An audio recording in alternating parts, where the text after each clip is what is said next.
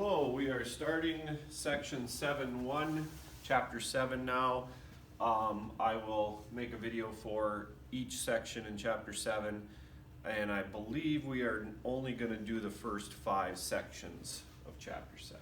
So, all right, the first section of chapter 7 is on ratios and proportions.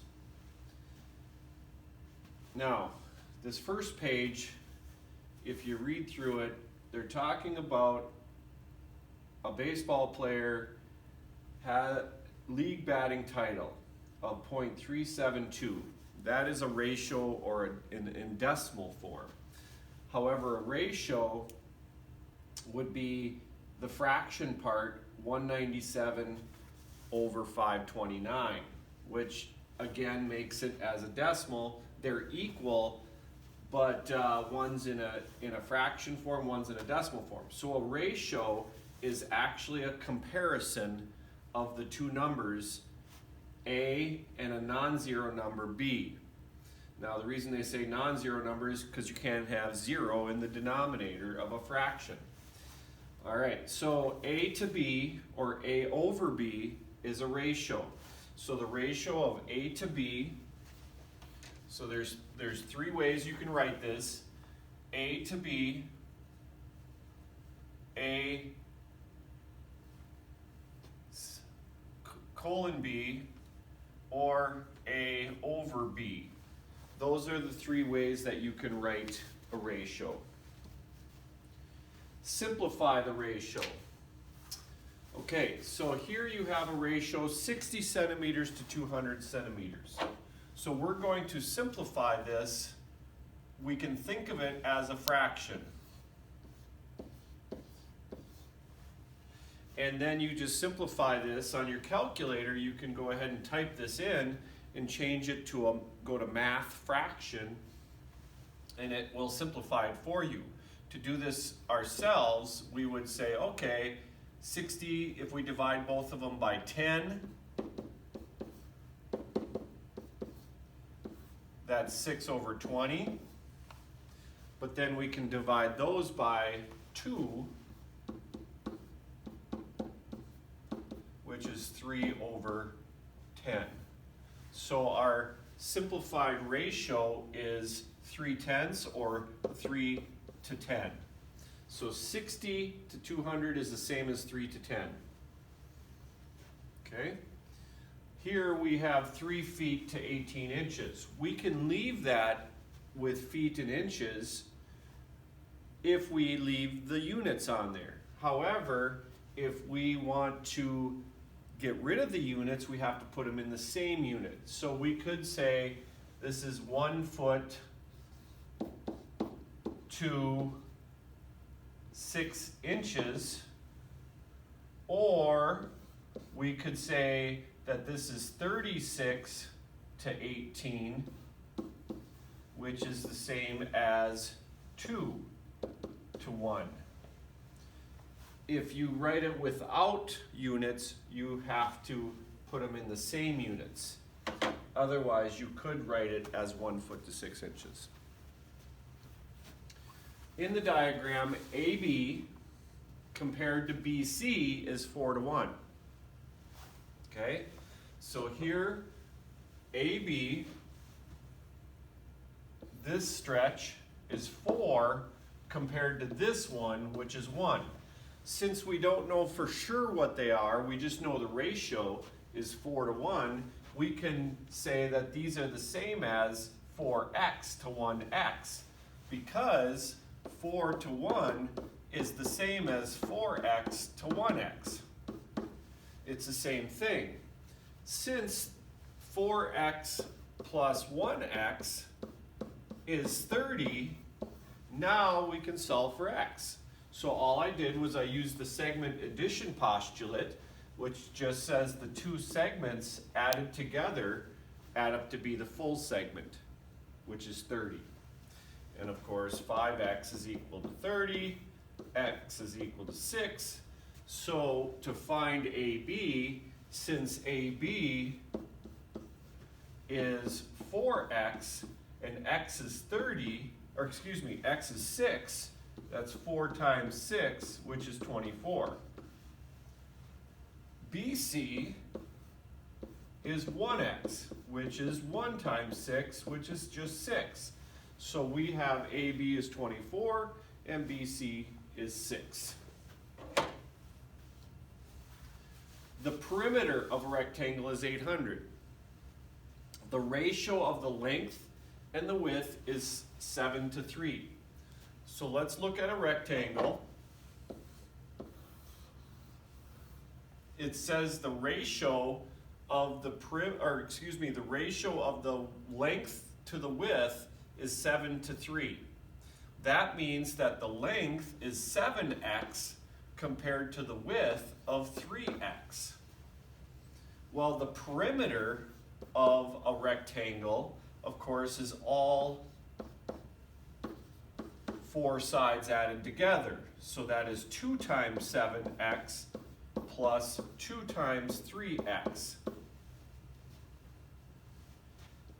And it says that the perimeter is 80. So we're going to put 80 in for the perimeter. 14x plus 6x. So 80 is equal to 20x. So x is 4. Find the length and width. Well, the length, since the length is 7x, that's 7 times 4. So the length is 28. The width is 3 times 4, or 12. So the length is 28 and the width is 12. All right, take this opportunity and you try these two problems, and I will go over them here in a second.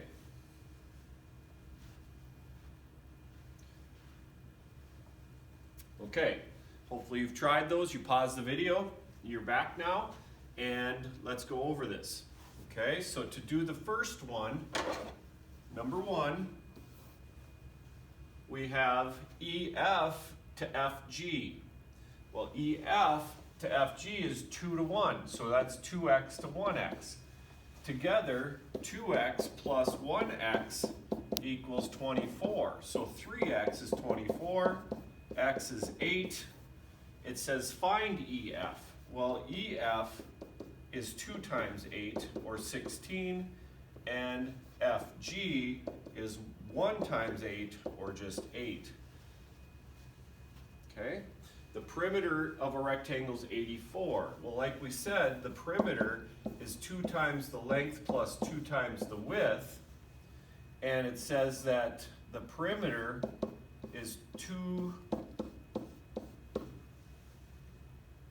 the length to width is 4 to 3, so it's 4x to 3x. And the perimeter itself is 84.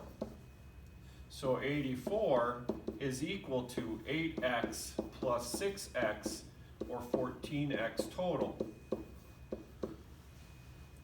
If I take 84 and divide by 14,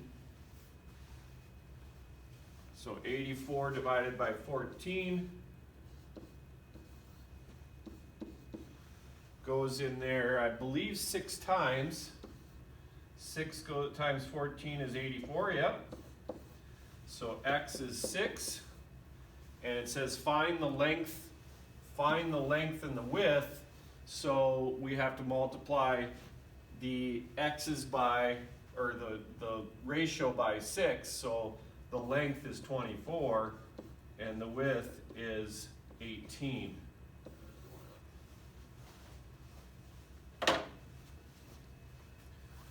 All right, when you have two ratios that are equal, it's called a proportion. So two ratios that are equal are called a proportion.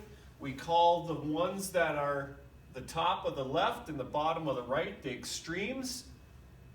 The bottom of the left and the top of the right is called the means. So to solve a proportion, we multiply the extremes and we set that equal to the means multiplied. So hopefully you can see that here. but it's A times D equals B times C. Okay, so the means and extremes. Solve the proportion. Okay, so here we have, we're going to take 5 times 6 and set that equal to 3 times y plus 2. Multiplying the means, multiplying the extremes, we get 30 equals 3y plus 6 after I distribute this. And now I'm going to solve for y. So 3y is equal to 24, y is equal to 8, and it says to solve it, and I'm assuming that's just looking for the value of y.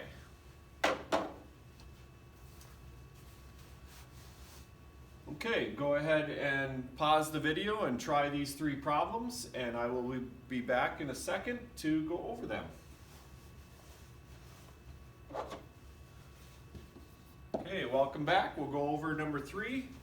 We've got 3 times 8 equals 6 times x. 24 equals 6x, so x is equal to 4.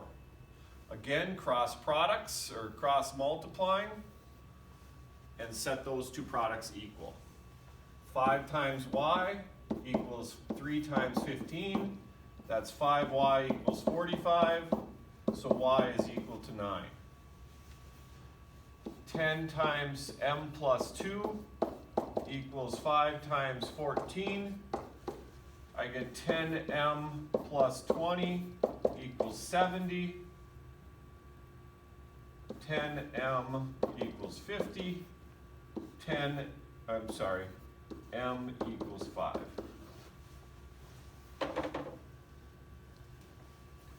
All right, use the map of Texas to estimate the distance between Dallas and Houston. Okay, so estimating the distance between Dallas and Houston. All right, let's look at this. I'm going to see what's on the next page. It says use, and a ruler to estimate the distance between the 2 cities. Okay, so it's just a matter of measuring. I'm going to look at this real quick in the book to see what they were actually asking here. Ah, I see. All right, so something I want to show you on this back page, which it's covered here by the little key here, is we have 1 inch equals 180 miles. Okay, so what that's called is a scale factor. And so one side of your proportion is going to be the 1 inch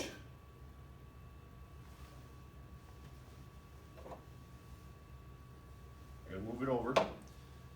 1 inch over 180 miles equals, and then what we're going to do is we're going to measure this.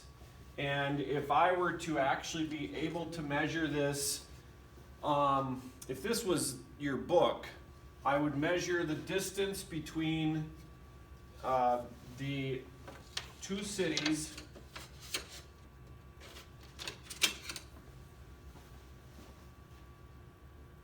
We're looking at Dallas and Houston. So looking at Houston right here and Dallas right here, I'm going to measure it in the book and figure it out here using the book. So it looks like it's approximately 1 inch in the book. So 1 inch, and obviously then 180 miles. I'm going to do another one for you on the next page. It says the distance between El Paso and Amarillo. So we're going to set this up. We got our scale factors here, which is 1 inch to 180 miles. We're going to measure the distance between, I can't remember now what I just said, El Paso and Amarillo. So here's Amarillo up here, here's El Paso. We're going to measure it in the book.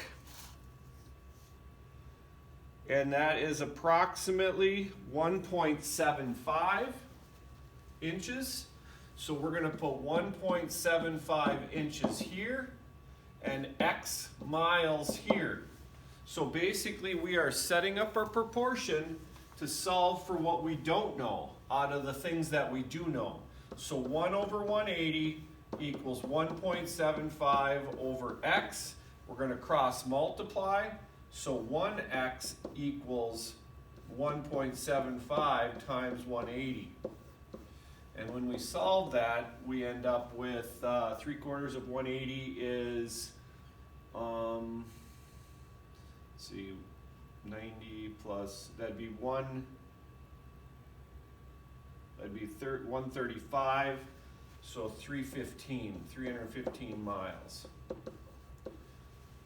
I better double check my math. My brain isn't working quite right here. Times 1.75, yep, 315. Okay, so that's how you set it up. Same thing with this one. You would set up the one side that you know, 1 inch to 180 miles. Then you would fill in what you can measure. Now between Houston and Austin, I'm measuring out to be about 3/4 of an inch. So that would be 0.75 and X. And then you would solve for that. 3/4 of an inch here, X is equal to 135 miles. And that's it for section 7.1.